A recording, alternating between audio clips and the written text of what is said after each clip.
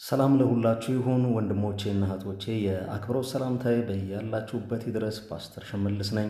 ዛሬም የእግዚአብሔርን ቃል አብረን እንድንካፈል በዚህ መድረክ መጥቻለሁ።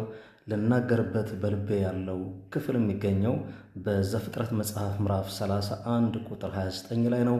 ቃሉ እንደዚህ ይላል፣ ክፉ አደርግባችሁ ዘንድ ኃይል ነበረኝ፣ ነገር ግን የአባታችሁ አምላክ ትናንት ያዕቆብን በክፉ ነገር እንዳትናገረው ተጠንቀቅ ብሎ ነገረኝ ይላል።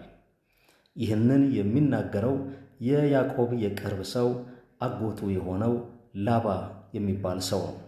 ይሄ ሰው በማንነቱ ምንም ከማድረግ የማይመለስ ሰው ነው።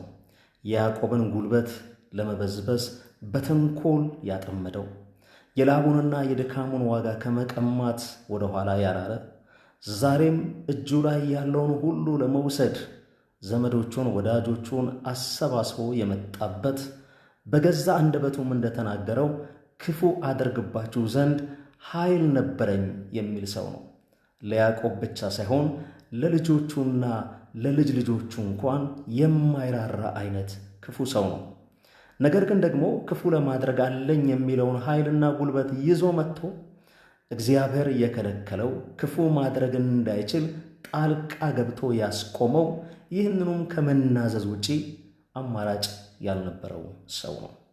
ወንድሞቼና እህቶቼ፣ ዛሬም እውነቱ ይሄ ነው።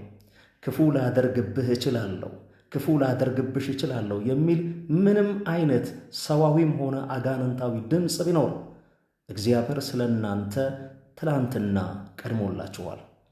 የሚናገረው ምንም ይሁን የሚያወራው ምንም ይሁን አንደበቱን ለምንም አይነት ክፋት ይጠቀምበት፣ አለኝ ብሎ ለማስፈራራት ይሞክር፣ ነገር ግን እግዚአብሔር ስለ እናንተ አስቀድሞ ተዋግቶላችኋል፣ ቀድሞላችኋል።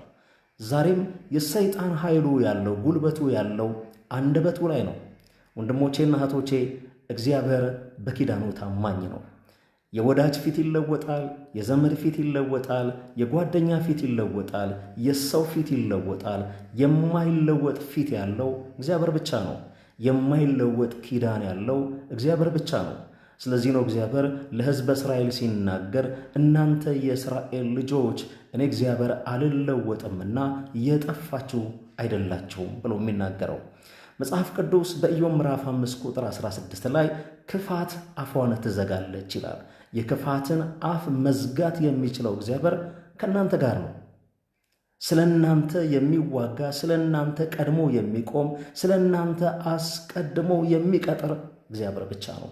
ስለዚህም በሕይወታችሁ፣ በቤታችሁ፣ በቢዝነሳችሁ፣ በአገልግሎታችሁ ላይ የተነሳ ማናቸውም የክፉ ምክር በጌታ በኢየሱስ ስም አንደበቱ የተዘጋ ይሆን። የክፋትን ኃይል የክፋትን ጉልበት እግዚአብሔር በእነዚህ ቀናቶች በጌታ በኢየሱስ ስም ይሰባብረላችሁ። እግዚአብሔር ፊቱ ያለወጠው የኪዳን አምላክ ከእናንተ ጋር መሆኑን አሁንም በገጠማችሁ ሁኔታ ውስጥ በጌታ በኢየሱስ ስም ያሳያችሁ። እግዚአብሔር ይቅደምላችሁ። እግዚአብሔር እንደቀደመላችሁ የምትናገሩበት፣ የምትመሰክሩበት፣ ደግሞም የምትመለከቱበት ሳምንት ቀናት እንዲሆንላችሁ በኢየሱስ ስም እባርካችኋለሁ። ተከናወኑልኝ ወንድሞቼና እህቶቼ። ይህንን መልእክት ሌሎች በማድረስ አብራችሁኝ እንድትሰሩ አሁንም በፍቅር ግብዣዬን አቀርባለሁ። እግዚአብሔር ይባርካችሁ።